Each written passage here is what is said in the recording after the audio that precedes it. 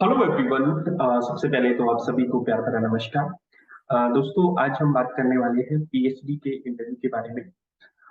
देखो, आप में से बहुत सारे स्टूडेंट हैं जिन्होंने नेट किया होगा या इस बार आपका जेआरएफ होने वाला है, नेट होने वाला है और आप सबकी इच्छा होगी कि पीएचडी में एडमिशन ले लिया जाए। ऐसे बहुत सारे स्टूडेंट होंगे जिन्होंने पीएचडी के एंट्रेंस एग्जाम दिए होंगे लेकिन इंटरव्यू को क्वालिफाई नहीं कर पाए होंगे। और जो स्टूडेंट पीएचडी में एडमिशन लेना चाहते हैं उनके मन में अक्सर एक सवाल आता है कि पीएचडी इंटरव्यू में कैसे सवाल पूछे जाते हैं। देखो, अगर 10 लोग हैं और 10 में से 5 ने इंटरव्यू के लिए क्वालिफाई किया है तो उसमें से एक या दो का ही सिलेक्शन आपका हो पाता है। तो ऐसा क्या कारण है कि वो एक या दो लोग ही सेलेक्ट हो पाते हैं? तो आज पूरी विस्तार से हम बात करेंगे और आज जो हम बात करने वाले हैं वो बेसिकली एकेडमिक इंटरव्यू की हम बात करेंगे, जहां पे आपके सामने एकेडमिशियन बैठे होते हैं, सब्जेक्ट एक्सपर्ट्स बैठे होते हैं और वो आपको नॉलेज के अलावा आपकी ओवरऑल पर्सनैलिटी है उसको भी जांचने की कोशिश करते हैं। यानी एकेडमिक के साथ साथ में आपको पर्सनैलिटी भी आपकी उसी तरह की रखेंगे कि आप एक रिसर्चर हैं या आपके मन में एक प्रबल इच्छा है रिसर्च करने। तो आज कुछ बेसिक क्वेश्चंस, कुछ फंडामेंटल क्वेश्चन की बात हम करने वाले हैं जो अक्सर पीएचडी के इंटरव्यू में पूछे जाते हैं। चलो जी, तो शुरू करते हैं सेशन को। सबसे पहले तो देखो, जब भी आप पीएचडी का इंटरव्यू देने जाओ तो तीन चीजें हैं जो आपसे झलकनी चाहिए जब आप इंटरव्यूअर के सामने बैठोगे। तो एक तो देखो, कमिटमेंट आपका होना चाहिए, दूसरा आपका अलाइनमेंट होना चाहिए और तीसरा आपका लाइकेबिलिटी। कमिटमेंट से मेरा मतलब है कि आप स्ट्रोंगली कमिटेड होने चाहिए रिसर्च को। ऐसा बिल्कुल नहीं लगना चाहिए कि टाइम पास के लिए है या सिर्फ नाम के आगे डॉक्टर लगाने के लिए। दूसरी चीज की अलाइनमेंट, यानी जिस यूनिवर्सिटी में आप जा रहे हो या जो सब्जेक्ट आप चूज करने वाले हो उसके प्रति आप बिल्कुल अलाइन रहने चाहिए ना। आपका बहुत स्ट्रोंगली उनको लगना चाहिए कि ये हमारे संस्था से या इंस्टीट्यूट से बहुत अलाइंड है, यानी यहाँ की जो पॉलिसीज, यहाँ का जो कल्चर है उससे बहुत अलाइंड है। तीसरा है कि लाइकेबिलिटी, यानी जो सामने बैठा है उसको आप पसंद आने चाहिए। पसंद आने चाहिए इन द सेंस कि उसको लगना चाहिए कि वास्तव में एक जेन्युइन स्टूडेंट है और ये रिसर्च करना चाहता है। तो ये सारी चीजें हैं जो आपको फर्स्ट इंप्रेशन जो होता है उसमें दिखानी पड़ेगी। उसके बाद में आता है इंट्रोडक्शन, कि आप अपना इंट्रोडक्शन कैसे, देखो इंट्रोडक्शन बहुत ही शॉर्ट होना चाहिए और इंट्रोडक्शन ऐसा होना चाहिए कि आपके स्टार्टिंग में ही ये इंप्रेशन जाना चाहिए कि आप बहुत सीरियस स्टूडेंट है रिसर्च को लेके और वास्तव में आप रिसर्च करना चाहते हैं। ठीक है, यानी कि जो आपका इंट्रोडक्शन है वो वेल प्रिपेयर्ड होना चाहिए। उसके बाद में देखो, बात करते हैं एक सवाल जो अक्सर आपके मन में भी होगा कि रिसर्च प्रपोजल। तो देखो, बहुत सारी यूनिवर्सिटीज ऐसी हैं जो आपको प्रेजेंटेशन भी मांगती हैं और बहुत सारी यूनिवर्सिटी आपको हार्ड कॉपी से जो रिसर्च प्रपोजल होता है उसको मांगती है। तो आपका जो रिसर्च प्रपोजल होना चाहिए वो वेल प्रिपेयर्ड होना चाहिए, यानी उसको अच्छे से आप प्रिपेयर करके रखो।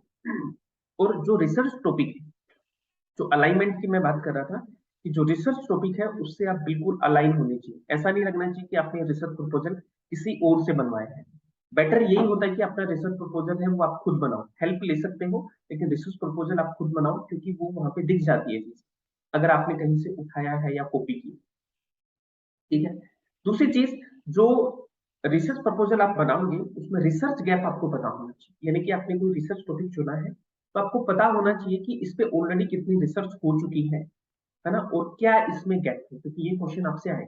आपसे पूछा जाएगा कि पर्टिकुलर टॉपिक ही आपने क्यों चूज किया, यही चूज किया तो आप आपके बेसिस क्या थे। तो एक अच्छा खासा लिटरेचर रिव्यू भी आप करके जाओ, है ना, क्योंकि आपसे पूछे जाएंगे कि आपने कौन कौन सी बुक्स पढ़ी है या आपका सोर्स क्या था, मतलब ये पर्टिकुलर जो टॉपिक चुना है ये आपको क्यों लगता है कि आपको इसमें रिसर्च करनी चाहिए या इसमें क्या गैप है, इसमें क्या चीज है जो अधूरी है। तो रिसर्च गैप आपको पता होना चाहिए और वो कैसे पता होगा, जब थोड़ा सा आप लिटरेचर रिव्यू करके जाएंगे पर्टिकुलर टॉपिक। दूसरा चीज, एक नेक्स्ट क्वेश्चन जो आपसे पूछा जाएगा वो आपका जो सब्जेक्ट है उससे रिलेटेड आपके क्वेश्चन पूछे जाएंगे। तो आपका जो सब्जेक्ट डोमेन है ना, जैसे फॉर एग्जांपल आप हिस्ट्री से कर रहे हैं तो आपका जो हिस्ट्री की जो बेसिक फंडामेंटल्स है ना, एंशियंट, मॉडर्न, मिडेवल, स्टोरियोग्राफी, इन सब के बेसिक फंडामेंटल आपको बहुत क्लियर होने चाहिए। यानी आपसे कोई बेसिक क्वेश्चन पूछा जाए उसको गलत मत करो। देखो, सारे के सारे क्वेश्चन कोई ठीक नहीं कर सकता और ये आपसे वो एक्सपेक्ट भी नहीं करेंगे, बट वो देखना चाहते हैं कि बंदा सीरियस है या नहीं है अपने रिसर्च को लेकर। तीसरी, 5 से 6 टॉपिक आप बहुत अच्छे से प्रिपेयर करके जाओ, क्योंकि आपसे वो पूछ सकते हैं कि आपको सबसे अच्छा टॉपिक कौन सा लगा, या कई बार वो ऐसे सवाल आपसे पूछेंगे जो आपको आएंगे नहीं, फिर आपसे क्वेश्चन किया जाएगा कि आपको कौन सा टॉपिक सबसे अच्छा है। तो आपके पास में 5 से 6 टॉपिक बहुत अच्छे से क्लियर क्रिस्टल होने चाहिए, जिनको आप कम शब्दों में पूरा एक्सप्लेन कर सकते। उसके बाद में आपसे ये पूछा जाएगा कि आपने पर्टिकुलर टॉपिक ही क्यों चूज किया। तो टॉपिक के बारे में स्ट्रॉन्ग कमिटमेंट है जो हमारी होनी चाहिए।